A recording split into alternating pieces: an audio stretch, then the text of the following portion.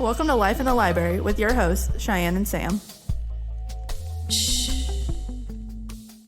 Hey guys, welcome to another episode of Life in the Library. I'm Sam. I'm Cheyenne. And we're going to start this podcast off with some fun facts about the library. Whoop whoop. Cheyenne, what's your fact? Wow, that's aggressive. My fact today is the Library of Congress pays to reproduce popular magazines, including Playboy and Braille. In Braille? In Braille. Not just regular Playboy, but Playboy in Braille. I really kind of am curious how Playboy and Braille works. Yeah. Yeah. You like rub over it and it's boobs in Braille.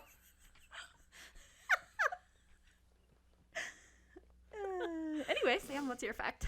All right. Well, Texas is home to a gigantic Walmart turned into a library.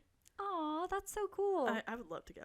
It's in, I might totally butcher this, McAllen. It's the McAllen Public Library in McAllen, Texas. Oh, that's cute. It's 123,000 square foot space. Has Of books. a computer lab, Oh my god. a cafe, Aw. and a 180-seat auditorium. I want to live here. Same. The cafe? Excuse? Yeah, but does it serve good coffee? So in a previous episode, we talked about Cheyenne's job as a barista. Whoop whoop. She's still a barista. Yep. However, she has switched locations for very, very good reasons.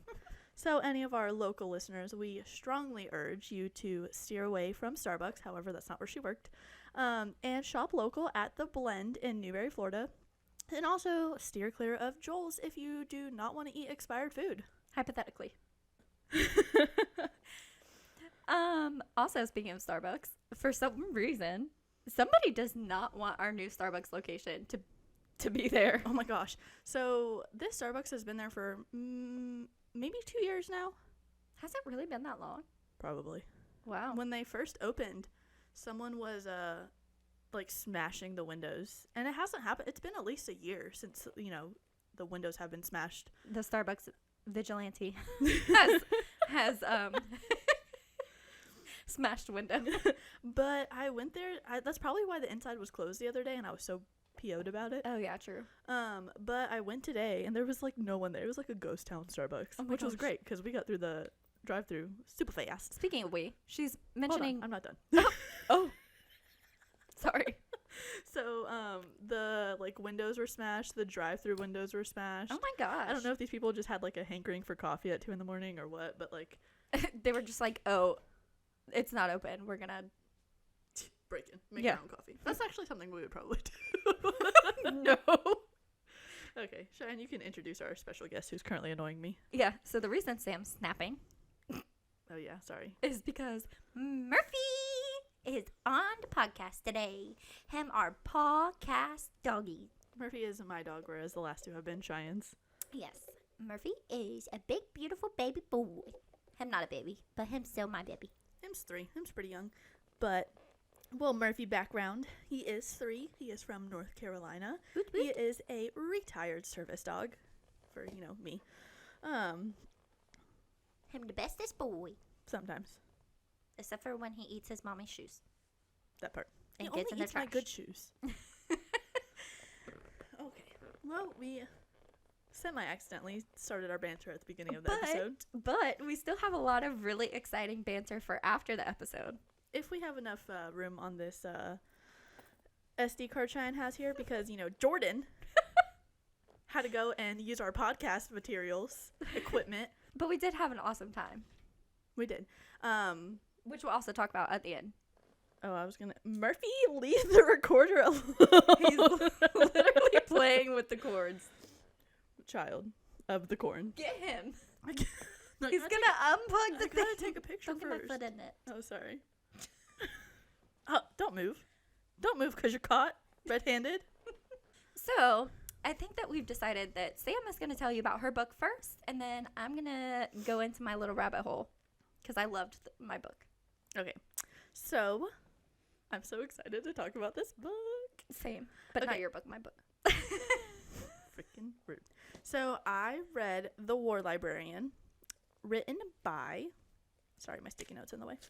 Addison Armstrong. It was published August 8th, 2022, and you could purchase it for $17. It's actually in my Amazon cart because I loved it so much, but I got it for free at the library, and I'm rating this one 5 stars. This was my soulmate of a book. Literally all I kept hearing about this book when she was reading it is, I love this book, I love this book, I love this book, I love this book, I'm crying, I love this book, I love this book. Facts. I'm going to give a warning for period/era viewpoints such as women working and racism. I also want to give a warning for sexual assault PTSD. However, there is no sexual assault in this book, but there is a section that was super intense that I even had to like look ahead before I read on. Yeah, I remember you were at my house when you were reading that. Yeah, so I just want to make it known. Yeah. Okay, so like I said, this has hands down been one of the best books I have ever read. I know that, I'm not the girl to reread books, but like I said, it's in my Amazon and it's going in my library when I move. Not now. So also, like I said, this book is a 5 out of 5 for me. Whoop, whoop, whoop. We love that. I really don't know if I would read it again, but like I want it in my collection to just be like, I recommend this book. But you're also, again, not a person who ever rereads books. Yeah, because I already know what happens. Because yeah, exactly. Unlike 10-Second Tom over here, I remember everything. Whoa. Anyways. The shade. I'm on a roll today. Yeah, you are. A spicy little nugget over there. Anyway. Wait, huge shout out to Jordan. I saw on Facebook today that his company that he works for, they just won an award. Yeah. Dylan, one of his friends. Yeah. And Jordan actually won an award as well, so congrats, dude. Yep. Whoop, whoop. In this book, there's 2 stories being told. Emmeline's takes place in 1918 during the First World War, or WW1, as we know it. Emmeline is a Russian immigrant working in the dead letters office. You want to ask because I know you're going to. What's the dead letters office? If you say I don't know. I don't know. Actually, I did. I researched it because I knew you would ask. Also, I wanted to know. Anyways, so this was a place that undeliverable mail ended up. Oh, that makes sense. Yeah, except for I don't know why the heck it was called a dead letter, but whatever. Because they don't go anywhere. They're dead. Her job was to open the letters to see if there was an address inside, but to never read the letters. Oh, annoying. I would totally read them. Me too. But she did. Oh, good. Well, she didn't until Nicholas's letter landed on her desk. Ooh. Don't ask who Nicholas is. You'll ruin it. Oh. That was definitely my next question. Next thing you know, Emmeline is caught and then goes to train. I thought you were going to say go to jail. No, she goes to train as a librarian at Camp Meade. She is later chosen to be a war librarian. So cute. And she is sent to France. France! Have you not seen the pageant thing? No! Oh, yeah! Colombia! France! Costa Rica! Someone can probably hear us right now. Denmark! Anyways, she is chosen to be a war librarian and is sent to France. She is stationed at Hospital 42, which handles mainly what kind of patient, Cheyenne? Maxillofacial. Thank you. Which means injuries to the face and jaw. But it also took other, I almost said unwanted soldiers, and it also took other wounded soldiers. That part. As Emmeline is doing her rounds to see what kind of books they would like, she comes face to face with dun dun dun Nicholas. Wow. You did this like a whole dramatic lead up and then you were just like, Nick. Yeah, that part. Who she hasn't seen since dun dun dun she was a child. All the emotions came flooding back. During Emmeline's time there, she met Nellie, a driver in the motor corps. Oh, that's cool. I know, right? Nellie became like a sister to her because Nellie had left a younger sister back home. Aww. She became closer with Nicholas and even fell in love. Of course she did. But most importantly, she found her voice. Because, meek and mild goes to war. Not meek and mild. Does some stuff to you, man. When Emmeline found out that the colored soldiers weren't allowed in the recreation hut, she gathered Nellie, Nicholas, and a couple other soldiers, dear Lord, and formed a book club in the tent of the colored soldiers. Oh, nice. So that everybody could participate. How sweet. I know. Love her for that. Emmeline's time in France, however, was cut short when banned books and German propaganda was found in her room. Oh, no. I know, right? Dun, dun, dun. She didn't do anything bad. Let me just shout out my homegirl over here. She didn't do anything bad. She was a librarian, and she didn't want to destroy books. Yeah. Because... So she was like, knowledge. Let me just keep it. I mean, she was like, freedom of speech, man. Yeah, for real. Like, can we just put these in, like, a locked closet until the war's over? Oh, my gosh. She didn't want to destroy them. Yeah.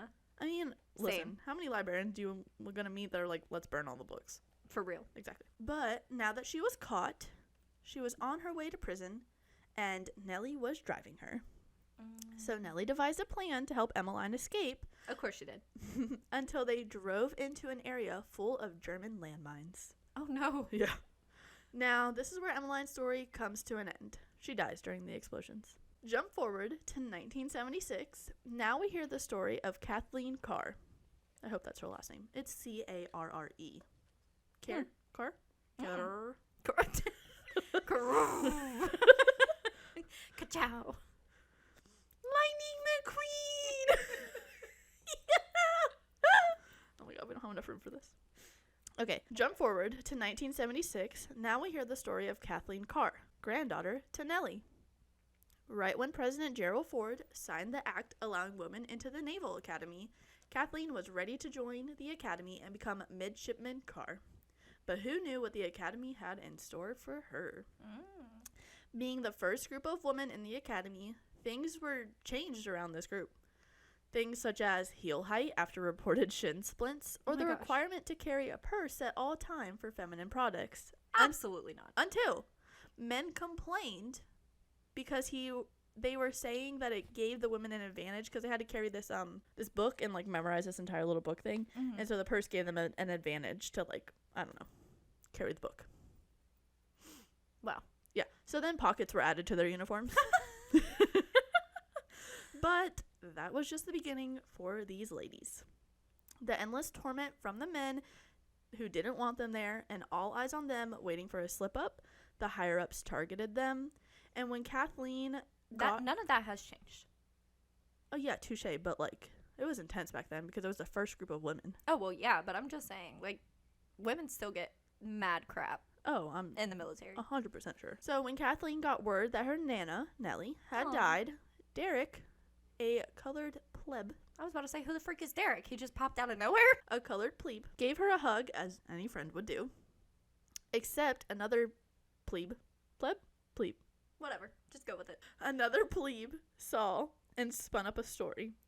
This story got Derek's room ransacked with a note saying, "Stay away from our women." Wow. Yeah. Intense. White men, they suck. Next, Kathleen's room had been ransacked. Her sheets were under running water. And there was a note saying, I really don't feel comfortable saying this. Better you can't sleep at all than sleep with a spook. Oh my gosh. Well, this was the 70s. Yeah, well, still disgusting. Derek and Kathleen made reports which weren't taken seriously Of course not. since it was a colored male and a white female. Yeah. Ugh. The report was I hate ruled this book. as... It was a great book, except for this part, okay? Gosh. Time periods, man. The reports were ruled as hazing, which was, and probably still is, a normal thing to do. Even though they end badly in most cases. However, this report got Kathleen attacked and sworn into silence, or Derek would get the worst of it. I didn't go into detail because this was a thing that I gave the trigger warning about, but it was a little bit intense. Kathleen used her anger to fuel her until something major happens, which, same girl, I use my anger too. Yeah, for real. Flashback to the funeral for Nellie. Kathleen meets Mabel, sister to Nellie and great aunt to Kathleen. She doesn't believe it at first, but information no one else would know was shared. Mabel and Kathleen become close. Then Mabel sends a care package and some mail addressed to Nellie. In the bundle of mail, a letter is found from Nellie to Nicholas containing a letter that he wrote with Emmeline, the exact letter that got her sent to prison. Ooh. Nicholas returned the letter. Then the letter was found in Kathleen's room by another plebe, and he reported her for disloyalty and intent to distribute. What? Because they had written a letter pretty much saying, like, at the time in World War I, that, like, freedom of speech, pretty much. It was almost along the lines of, I guess, German propaganda. Anyways, this report was taken to a hearing, and the hearing wasn't going in her favor, in Kathleen's favor, until Nicholas showed up. Go, Nicholas. I know, right? And he provided What a hero. He provided proof that the letter was actually written in 1918. Okay, gentlemen. So you think. Now, the reason behind why Nicholas showed up for Kathleen was the biggest plot twist I've ever seen in a book. Is he a bad guy? No. Okay, good. As much as I want to tell you, I'll tell Cheyenne later. I want you to enjoy this book as much as I did. The end. Oh, that's it? Yeah. Wow. That's like a hard stop, man. Well, the book that I read is called The One. It's by John Mars. This book would have only been $15.99 before tax, and thank God, because I fully intend on buying this book, even though I got it for free from the library, Alachua County Library District. I don't remember what branch. So, I think you got it from Millhopper. I first want to give a humongous shout out to the young woman in the library who was returning this book when I walked by, and she recommended it to me because the book cover was super cute, and I checked it out instantly. Anyway, I will say, though, if you aren't someone who can't follow multiple storylines throughout one book, it is definitely not a book for you. This book takes you through the lives of a series of, I believe, 6 people who are each connected in a very unique way and all have secrets of their own. I need you to take into account that Cheyenne has said on a previous podcast that she doesn't know how she feels about 2 storyline books, but reads a 6 storyline book. And loved it. That part. So before I even jump into this book any further, I want to ask Sam a question. And you guys can answer wherever you are also. It's a 2-part question, actually. Oh, God, I suck at these. So, you know the 23andMe DNA test kits that we, were a huge fad? Mm-hmm. Okay. If you could do the same thing, but to find your soulmate Absolutely. instead of your ancestors, would you do it? No. Your soulmate instead of your ancestors. If you could do the same, testing kit. But what if my soulmate's, in jail? Okay, but wouldn't you want to know? Maybe. So the kit's free. I need to know what, the cons are. Okay. Well, What literally. if he, hates me because I did this test and, he's not ready to be with me? But I'm like, knock, knock, knock, here I am. Yeah, absolutely not. I'm not taking this test. So I'm literally, gonna get my heart shattered. all these people did. And it definitely did not turn out the way they wanted to or that they dreamed of it turning out. See? I'd knock on the door and his, girlfriend at the time would answer. I'd be like, you need to leave. It's so much worse than that. Oh, my God. Ellie, one of the most important characters in the book, is a really smart scientist who spent pretty much her entire life researching the butterfly in your stomach feeling you're supposed to get when you first meet your soulmate. And when I mean researching, I mean she quite literally took DNA samples through legal and illegal means That sounds terrifying. and studied the DNA of them and their quote-unquote soulmate. Eventually, this led Ellie to creating a company called Match Your DNA.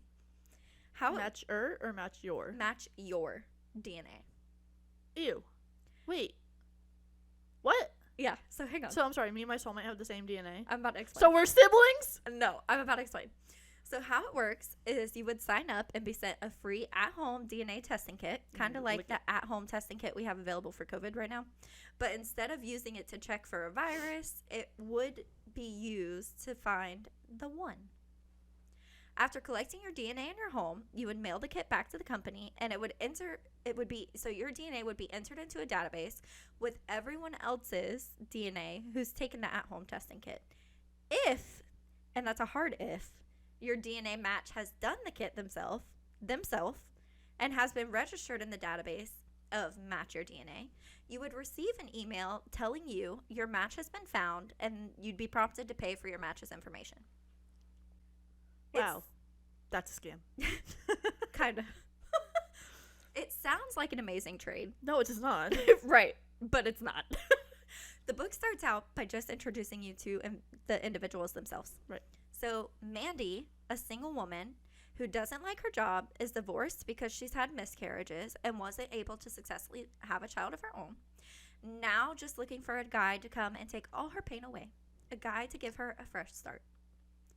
Christopher, a psycho serial killer who targets, literally, who targets lonely women on dating apps who have yet to find their DNA match.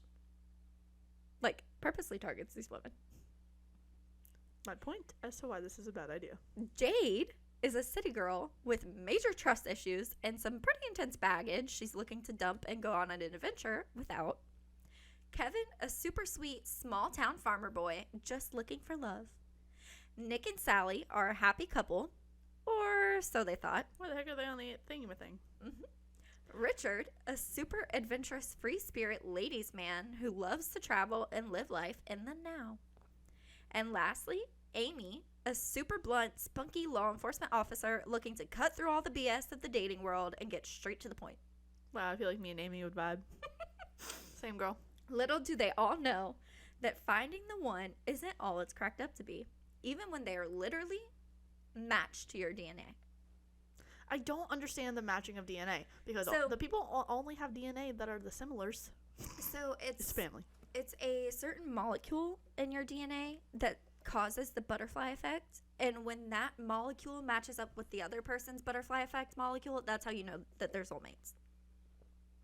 Can we get you and Tracy tested? This is not a real thing. But anyway, as you could imagine, finding out your DNA matches a serial killer is a hard no.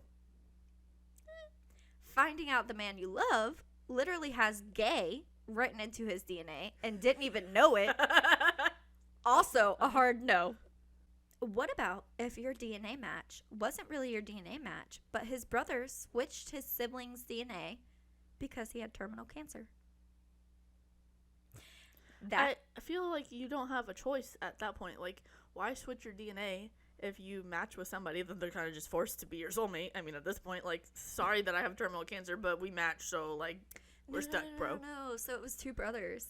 And they matched? No. So it was a girl and two brothers. And she took the DNA test, and the brothers are twins, and they took the DNA test too. One of them had terminal cancer, and one of them didn't. So she get to pick which one she wanted? The one without terminal cancer matched with her. But his brother was sad that he was going to die without getting a soulmate. So the one without terminal cancer gave her... That is so sweet! Yeah. But it's messed up, bro. Yeah, like, here, go get attached to my brother. Oh, he's dead. JK, we were actually matches. Come to me. That isn't enough for you? What kind of is? What would you do if you were told your DNA match is dead? Mine probably is. But instead of him being dead, he's actually murdered in an assisted living facility, brain dead. And you're pregnant with his child. What? Yeah. How? She just like, poof, baby. So. Are you done? No. Ellie? I would never read this book. It was so, like, twisted, but in so many good ways. Ellie, the owner of Match Your DNA. Oh, did she make her own DNA match? She also finds her DNA match. Of course she did. People are greedy. But she may or may not end up losing her mind in a pretty intense way that has some major consequences because of how her stealing DNA from her subjects without their knowledge come back to haunt her in a seriously messed up way. That's it. I really loved this book a lot.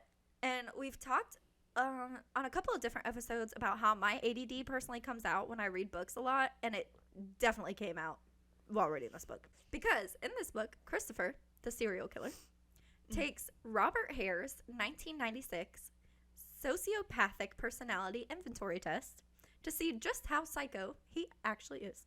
Because, you know, that's just what serial killers do in their spare time, I guess. Same.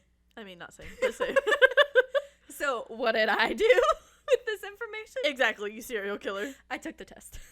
Are you a serial killer? So, on the test, the highest Is score... this the test you're about to try to make me take? Yes. We can't do this on air. Yeah, we're going to. On this test, the high score is the score you don't want. The score is 44, and it's the point of no return. What did you score? You're done and should be immediately admitted to an asylum at this point. What did you score? Anyway. Why are you not answering me? Cheyenne scored a 44. She told me with her eyes. I scored a 21 Oh. of a possible 44. 21. So I'm half crazy. We already knew that. And Sam's going to take this test now. All right. So how it works is you answer definitely, possibly, Oh, God. or absent. Do you have a huge sense of self-worth? I don't know, do I? No? No. Okay. Absent. Do you have a low frustration tolerance? Definitely. Do you like lying or being deceptive? Sometimes. Do you contain a lack of sincerity? Wow, definitely. I blame that on dispatching, though. Do you have a lack of remorse or guilt? Definitely. Do you have a lack of affect and emotional depth? Definitely. Are you callous or do you have lack of empathy? Definitely. I blame this on dispatching. Do you have It made us serial killers. a parasitic lifestyle? No. I used to. Are you I got rid of short-tempered that part. or have poor behavioral control? Sometimes. Did you have early behavioral problems? Sometimes. Sometimes. Sometimes. What does behavioral problems consider?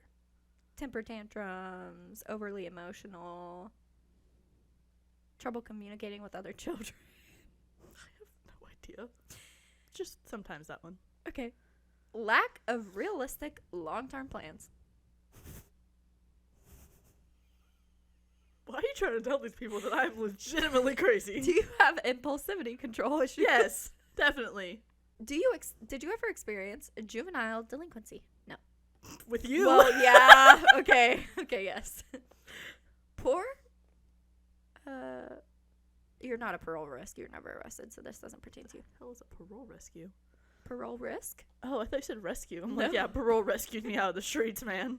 Failure to accept responsibility for your own actions. That is not true. What? Which one's That not is true? an absent. Absent? You do accept responsibility for your own actions, yes. Do you take offense to many things? No. Lies. Sometimes.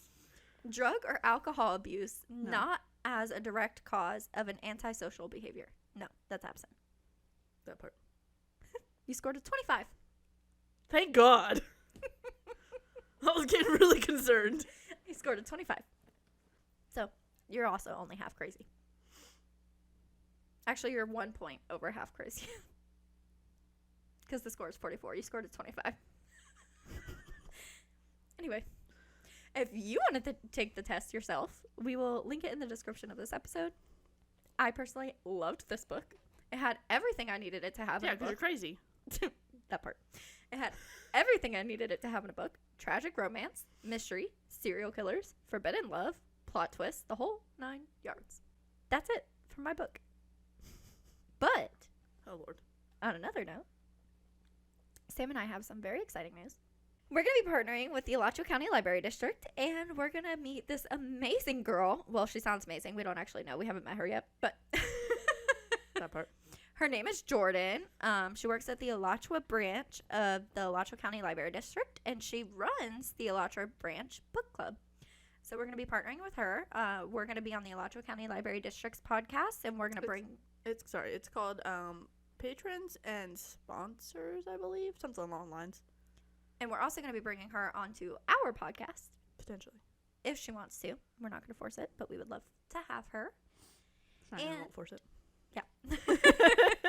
We hope that she's also going to be picking out one of our next reads. This month.